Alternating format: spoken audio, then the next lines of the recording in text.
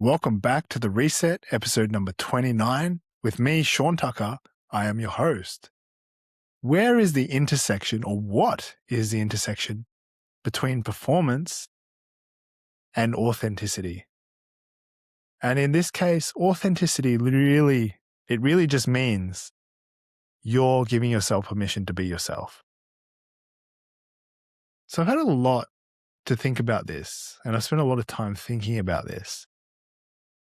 Because the times where I felt most authentic are times where I felt most relaxed. And that's the thing. Performance is you putting on pressure, is you taking that pressure, maybe from outside or inside, and pushing yourself to follow a script or follow something you think you should do. Follow the plan. But when it comes to being authentic, you don't plan, you just say what happens next, or you do what happens next. You just take one foot and put it in front of the next one. You don't have to plan the map on how you're going to climb the mountain. You just climb the mountain. And you do it in a way that you're just present. You're listening to see what the next cue is, to see what the next action step is. And when you're performing, on the other hand, it's ensuring that there's metrics you've got to hit. There's basically a compass. There's some form of map that you must follow, some form of plan. And for me, I actually love the intersection of both of them, where you're following the plan, but you're making it your own, where you are yourself, relaxed, joyful, present, but able to put on a show, able to entertain, able to draw attention without needing or pushing attention to be brought to you. And I think this is something that's really hard to embody. But at the same time, once you get it, it's almost impossible not to do it. Because all of that training you've done in the past where maybe you've had to perform has led you to become the character that you are now. And the character you are now, I wish for you to be relaxed, to be confident, to be comfortable. But if you're not, see, I went through this stage of my business journey where I was trying to attract the version of myself that I wanted to be. I was trying to attract clients of an avatar, a persona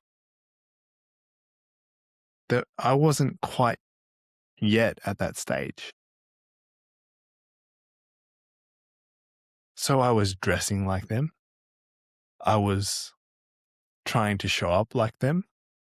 I was speaking in that way. And I was forcing myself to be someone I wasn't. And it wasn't until I was called out for it. And thank you, you know who you are,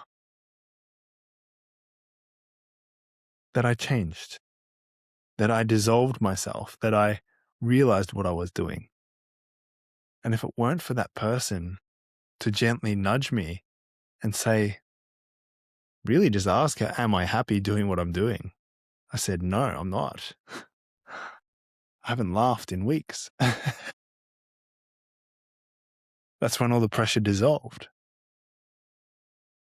Yeah, it was one of those moments, rare moments, where you realize what you were seeking wasn't happiness or fulfillment. It was someone else's dream. And maybe it was a dream that someone mentioned to you. I could see you doing this. I could see you being this person. But if it's not in alignment with what you want, or if it's driven by the wrong drivers. See, if you've ever been in a taxi, time goes by really slowly when the taxi driver's not engaged with you and not connecting with you. And you're just sitting there like, maybe they got their earphones in and they're talking to someone on the phone, not really engaging with you at all, compared to when you're in the taxi and someone who's fun, engaging, and just loves to chat with you and get to know you in that journey. How quickly does the time pass? And that's the thing. I think life goes by so quickly when you're having fun. It feels like it crushes you when you're not having fun. And time can really go super slowly. Time doesn't change. It's your perception and your perspective that shifts. That's the only thing that changes. And the thing I love about the intersection between being able to perform and being able to be your authentic self is that you really get to know who you are. You really get to start creating who you want to become. And you get to be really intentional about the people you spend time with. Because if you're someone who tends to overgive and people please and do all these things that are coming from a place of lack, which I was doing that, it's not a life where life will reward you. It's a life where you'll be straining and stretching and stressing yourself out. And I say that with an open heart because if I didn't go through that experience, I wouldn't be able to talk about it right now. And so living a life that is aligned, that makes you feel alive, that you're excited to wake up and to work on, to work with and to work through. Because that's one part of your life, right? What you do for work, how you show up as like being a dad, being with yourself, fitness, all those things, they're just aspects of life and your life, which will make up your memories. But life itself is only happening now. There's no yesterday, there's no tomorrow, it's just now. And how you are right now, if you're feeling loved, if you're feeling joyful, amazing. But if you're feeling disconnected, sad, or even depressed, there's also nothing wrong with that too, because these are just stages of where you're at in your relationship with life. You can't move away from one without avoiding it, without going through it. You actually need those contrasts of high and low so you can truly appreciate that experience. So you can truly be present with all experiences that life brings you. And this is the thing. I know many of us love to get high, love to ride those highs of emotion, but will quickly run away or avoid or mask those low experiences. The ones where you feel depressed, the ones where you feel sad, in grief, angry, whatever it is. It's easier to run away from them and seek the highs than it is to actually be with the lows.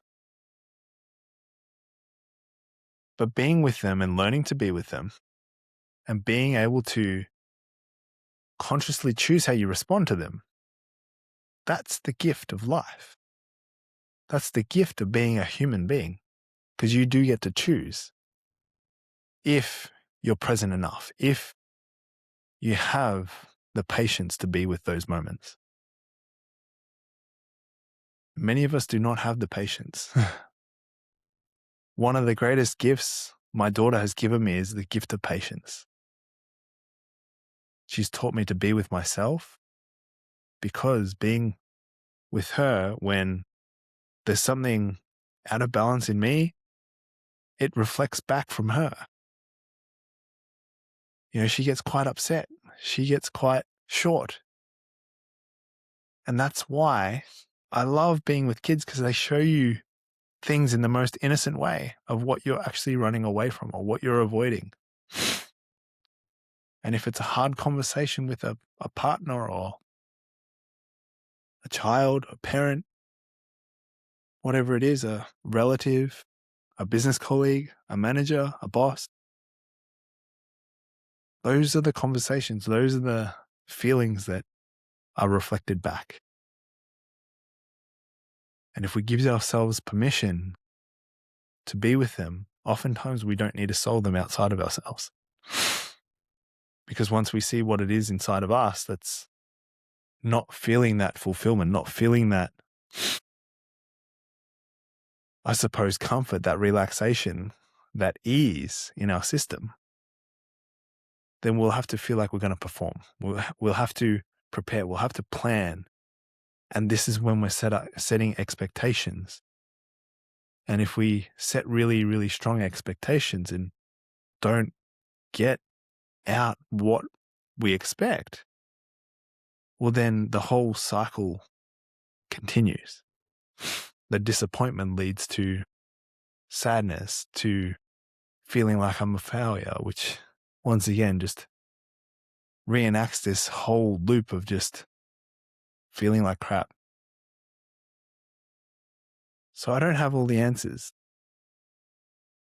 but I do have some experience in the relationship that I have with life, and I'm happy to share them with you because it affects every relationship we have,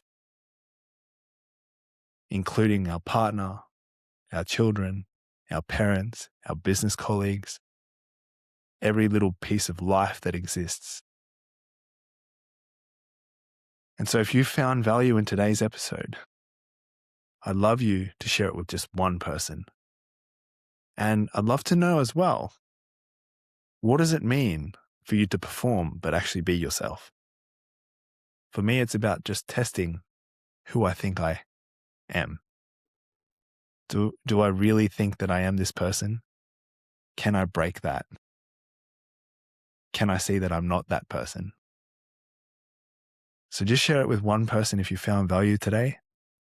Appreciate you for tuning in, and I'll see you in tomorrow's episode.